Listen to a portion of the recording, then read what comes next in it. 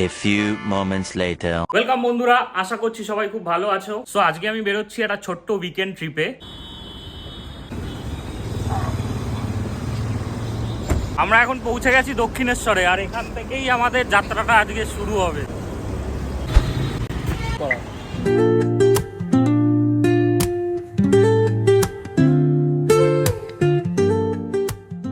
বেরিয়ে পড়েছি। আজকে রাস্তায় প্রচুর ট্রাফিক আছে, মনে হচ্ছে সবাই মন্দারমণি যাচ্ছে।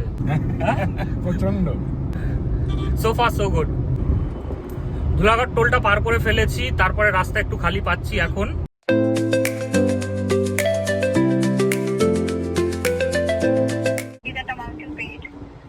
সুজুকি অ্যাপটা কাজ করছিল না, তার জন্য কাস্টমার কেয়ারকে ফোন করা হয়েছিল। সে মোটামুটি যা কোয়েশ্চেন করলো তাতে মানে আমার আধার কার্ড বানানো ইজি। তোমার এক্সপিরিয়েন্সটা একটু বলো। মোটামুটি আমার আন্ডারওয়্যারের সাইজ ছাড়া সবই জেনেছে ওরা, তো তাতেও কোনো লাভ হলো না। এই যে কোলাঘাটের ফ্যাক্টরি, কোলাঘাট পার করে গেছি। কোলাঘাট থেকে আমরা বাদিক নিয়েছি মন্দারমণি যাওয়ার জন্য। সোজা গেলে রাস্তাটা যায় খড়গপুর, আর এই রাস্তাটা কানেক্ট করবে নন্দকুমার।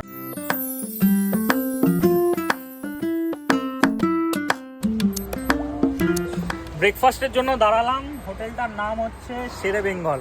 কোলাঘাট থেকে বাদিক নিয়ে জাস্ট 1-1.5 কিলোমিটারের মধ্যেই হোটেলটা। আমি অর্ডার করেছি ইডলি, সেটা এসে গেছে, আর বাকিরা নিয়েছে ডোসা, সেটা আসছে, রেডি হচ্ছে। এই প্রথমবার দেখলাম ইডলির সাথে আমাকে ফর্ক দিয়েছে আর চামচ দিয়েছে, তো আমি একটু ইংলিশ স্টাইলে খাবো এটা। বলবো টেস্টটা কিরকম। এই হোটেলটাতে আগে কোনোদিন খাইনি, যদিও বা এটা প্রথমবার। ডোসাও এসে গেছে আমাদের, ভালো খেতে। ডোসাটা কিরকম খেতে? ক্রিস্পি অ্যান্ড টেস্টি, খুব ভালো, রেকমেন্ডেড।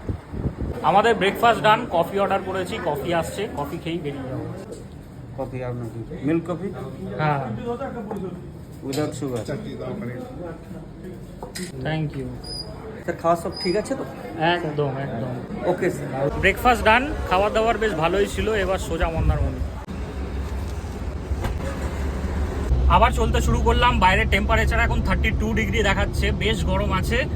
আর মন্দারমণি আমাদের ল্যান্ড করতে এখনো আরো 2 ঘন্টা লাগবে। Stay tune.